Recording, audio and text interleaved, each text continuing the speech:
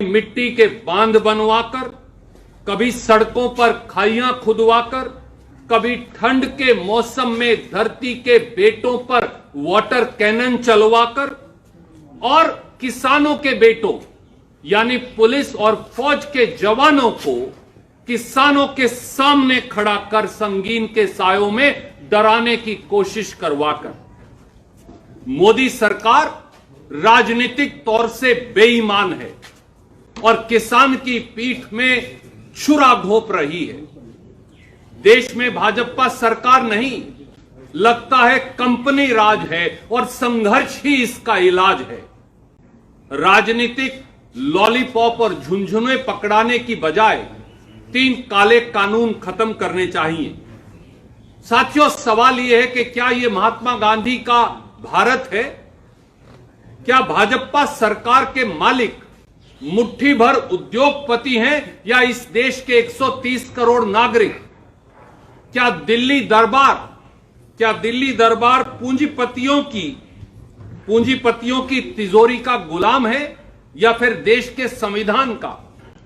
समय आ गया है कि भारत के 130 करोड़ भारतवासियों को यह सवाल पूछना पड़ेगा। काले कानूनों पर विशेष कमेटी का लॉलीपॉप पकड़ाकर बेईमानी बंद करे मोदी सरकार, हमारी पहली मांग ये है। कल जब किसान संगठनों को बातचीत के लिए बुलाया गया था तो हम सबको उम्मीद थी कि चंद धन्ना सेठों की चौकीदार मोदी सरकार 62 करोड़ अन्नदाताओं की आवाज और पुकार को सुनेगी और 3 कृषि विरोधी काले कानूनों को खत्म करने की घोषणा करेगी। पर दुर्भाग्य यह है कि देश के कृषि मंत्री ने विशेष कमेटी का जुमला पेश कर देश और किसानों की आंखों में धूल झोंकने का काम किया। क्या प्रधानमंत्री और भारतीय जनता पार्टी की सरकार बताएगी कि 3 खेती विरोधी काले कानूनों पर विचार करने के लिए कानून बनाने से पहले यह कमेटी क्यों नहीं बनाई गई? मोदी सरकार ने यह काले कानून चोर दरवाजे से अध्यादेश बनाकर क्यों लेकर आई? जब कांग्रेस और विपक्षी दलों ने देश की संसद में इन 3 काले कानूनों का विरोध किया था और इन्हें संसद की विशेष समिति में भेजने की मांग रखी थी, तो मोदी सरकार ने उस मांग को क्यों नहीं माना? कांग्रेस और विपक्षी दलों के सदस्यों को निलंबित क्यों कर दिया गया था?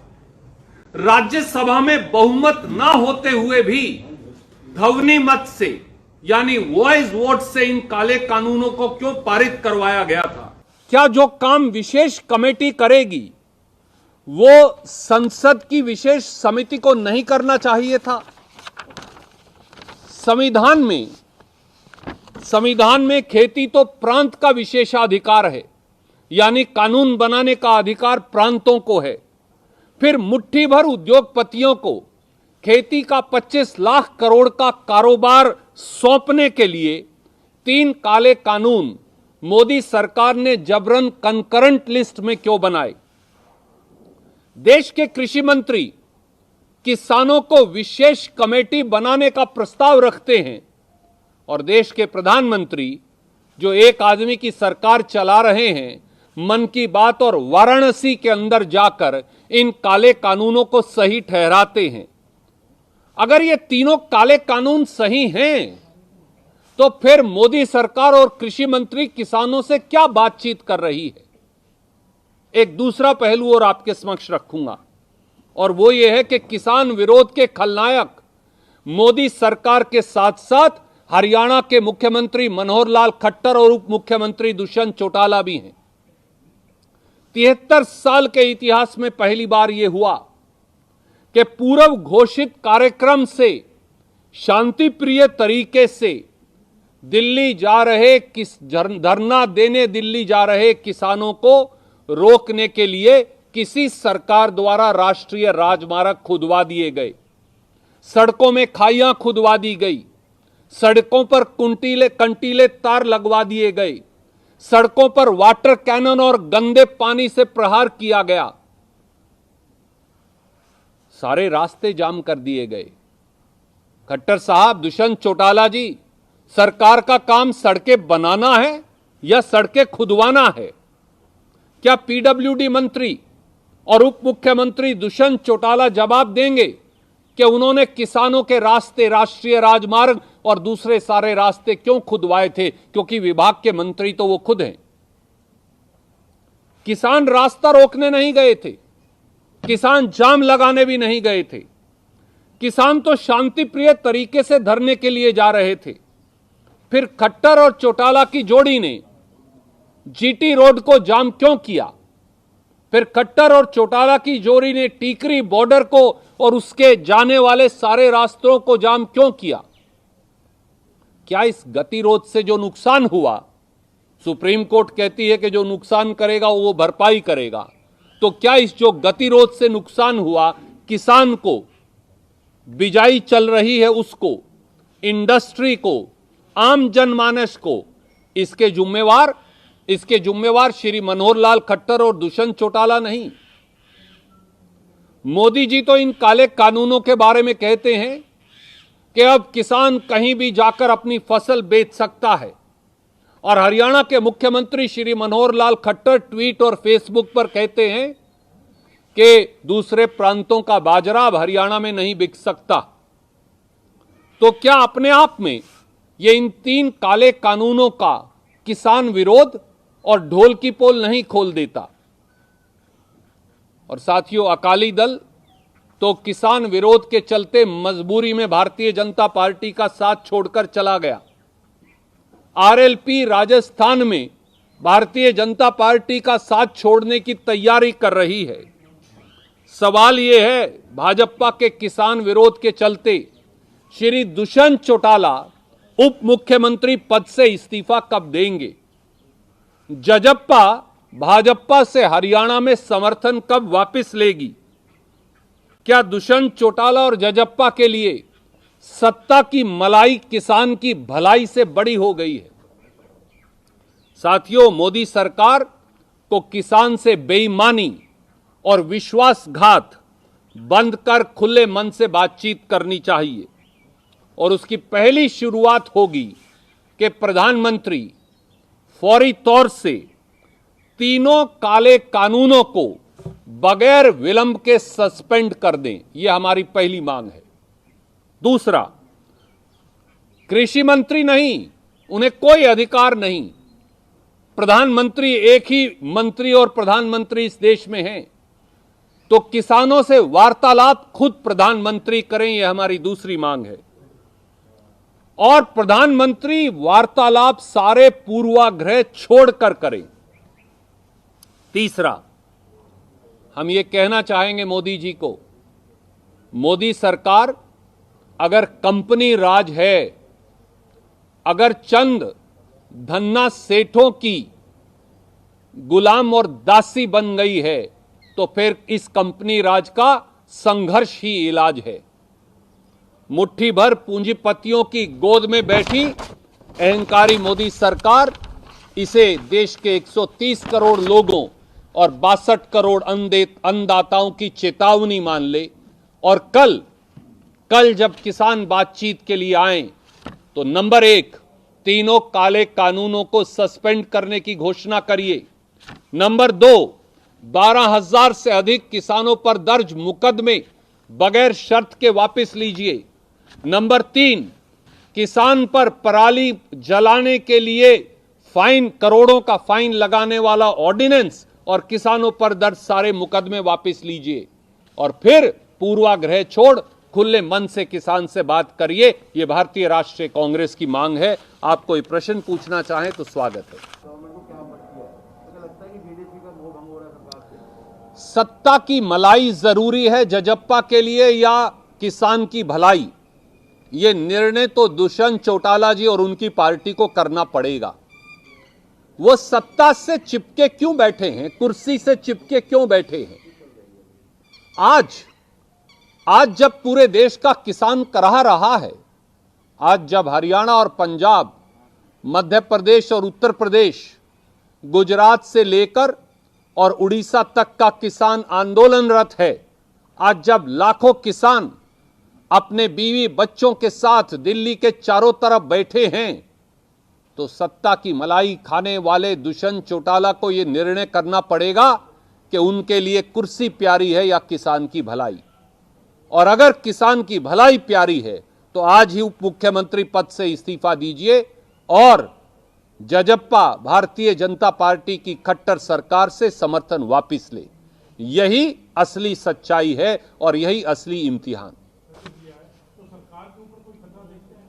सबसे पहले तो मैं दोनों निर्दलीय विधायक जिन्होंने अंतरात्मा की आवाज सुनी, पीड़ित किसान की आह सुनी, धरती के बेटों की तकलीफ सुनी, खेत और खलिहान की आवाज सुनी और जुल्मी जाबर खट्टर सरकार से समर्थन वापस लिया, मैं उन दोनों विधायकों को मुबारकबाद भी देता हूं और उनके इलाके की जनता को भी मुबारकबाद देता हूं।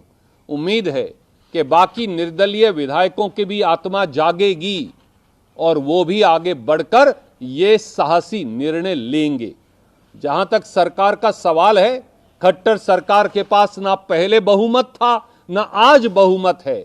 ये सरकार अल्पमत में जबरन जोर जबरदस्ती के आधार पर जनमत के विरोध में पहले भी बनाई गई थी और आज भी ये जनमत के विरोध में बनाई गई इलीगल अनकॉन्स्टिट्यूशनल सरकार है। जितना जल्दी खट्टर सरकार को चलता कर देंगे हरियाणा के 2.5 करोड़ लोग और हरियाणा के अन्नदाता, उतना ही सही है। और हरियाणा के जो विधायक साथी हैं जो आज सरकार के पक्ष में खड़े हैं, चाहे वो भारतीय जनता पार्टी के अंदर भी हों, उनको भी अपनी अंतरात्मा के अंदर झांककर सोचना चाहिए, वरना उनका राजनीतिक अस्तित्व भी मिट जाएगा। और अगर आप एमएसपी गारंटी देंगे तो क्या दिक्कतें हैं, और अगर दिया जा सकता है तो सरकार क्या मतलब कहां से हो रही थी? आदरणीय साथी, काश आप पंजाब का, राजस्थान का पारित किया हुआ कानून पढ़ लेते तो आप ये पाते कि इस कानून की जो सारी खामियां हैं उन्हें खारिज करने का किस प्रकार से हमने प्रावधान बनाया है। मैं आपको याद दिलाऊंगा, किसान को न्यूनतम समर्थन मूल्य प्रणाली कांग्रेस पार्टी ने शुरू की थी और उस न्यूनतम समर्थन मूल्य की गारंटी शुदा प्रणाली से किसान खुश है। आज तक किसान ने विरोध नहीं किया, क्योंकि किसान को मालूम है अनाज मंडी में जब फसल लेकर जाएगा तो जो दिल्ली की सरकार ने मूल्य निर्धारित किया है, फूड कॉरपोरेशन ऑफ इंडिया हो, हैफेड हो हरियाणा में, पंजाब में पनफेड हो, फूड एंड सिविल सप्लाईज विभाग हो, वो सब किसान की न्यूनतम समर्थन मूल्य पर फसल खरीदेंगे। अगर कोई व्यापारी भी मंडी में आएगा तो वो भी किसान की फसल खरीदेगा। आड़ती को अपना कमीशन मिलेगा, मंडी मजदूर को, छानने वाले को, मुनीम को, कर्मचारी को अपनी तनख्वाह और पैसा मिलेगा मजदूरी का, और थोड़ा सा पैसा ग्रामीण विकास के अंदर रूरल डेवलपमेंट फंड के माध्यम से जाएगा। और यह पैसा किसान नहीं देता, यह पैसा खरीद एजेंसियां देती हैं। तो ग्रामीण विकास भी होता है और किसान को गारंटी शुदा कीमत भी मिलती है। मोदी जी अनाज मंडियां खत्म कर रहे हैं, उनका जो नया कानून है। जिस दिन अनाज मंडियां खत्म हो जाएंगी, आप बताइए, देश में कृषि सेंसस के मुताबिक 18-19 के 15 करोड़ किसान हैं। जब अनाज मंडी ही नहीं होंगी तो किसान को दिल्ली दरबार का न्यूनतम समर्थन मूल्य देगा कौन? क्या 15 करोड़ खेतों के अंदर जाकर फूड कॉरपोरेशन ऑफ इंडिया न्यूनतम समर्थन मूल्य यानी एमएसपी दे सकती है? जवाब नहीं में। वो तो 42,000 देश की मंडियों से नहीं खरीदते, वो भी प्रांतीय सरकारें मदद कर खरीदती। तो ऐसे में एमएसपी की प्रणाली खत्म हो जाएगी और 5 बड़े इस देश के जो धन्ना सेठ हैं वो 25 लाख करोड़ का खेती की उपज का कारोबार पर कब्जा कर लेंगे। उसका सीधा नुकसान 2 और वर्गों को होगा। ये किसानों की लड़ाई नहीं। जो राशन की दुकान पर चावल, गेहूं, दाल, चीनी इत्यादि दिए जाते हैं गरीबों को, अनुसूचित जाति और पिछड़े वर्गों को, अपने आप वो भी खत्म हो जाएगा। जब सरकार कुछ खरीदेगी नहीं तो उनको राशन की दुकान पर सस्ता अनाज देगा कौन? और तीसरा, जो आम उपभोक्ता है इस देश का, जो किसान नहीं है, जो नौकरी पेशा है, जो छोटा मोटा व्यवसाय करता है, उसको वो 5 कंपनियां अपने मनमाने तरीके से अपनी कीमत के ऊपर सामान बेचेंगी, जैसा असेंशियल कमोडिटीज एक्ट को खत्म कर प्रावधान कर दिया गया है।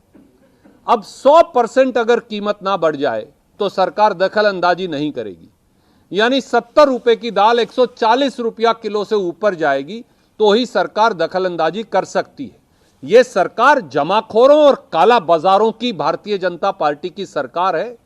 यह सरकार धन्ना सेठों की खजाने और तिजोरी की चौकीदार सरकार है और यही किसान का विरोध है।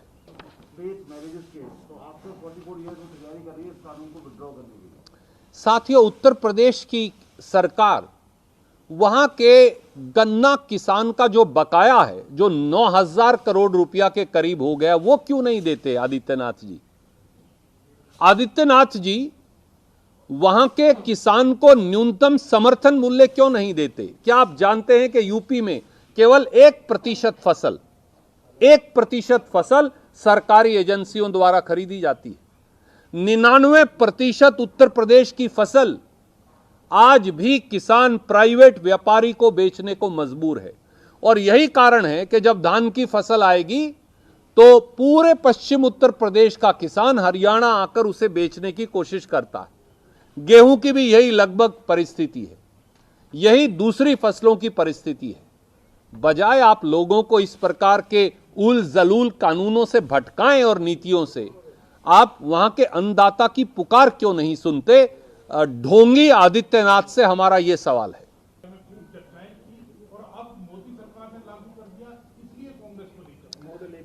आदरणीय मित्र, अगर कोई अंधा हो जाए, शिक्षित होकर अशिक्षित हो जाए, अगर कोई सूरज की रोशनी को अंधकार कहना शुरू कर दे, तो मैं यही कहूंगा कि ईश्वर उन्हें सद्बुद्धि दे।